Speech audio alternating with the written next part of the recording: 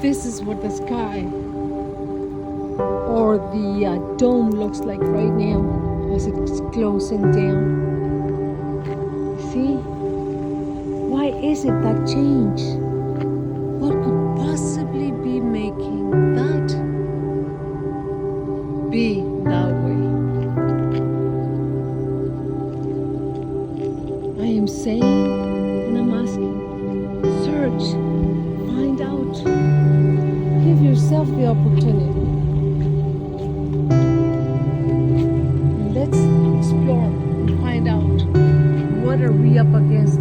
Are we really that source of food, or those things of something out there that's keeping us controlled in the 9 to 5 and not having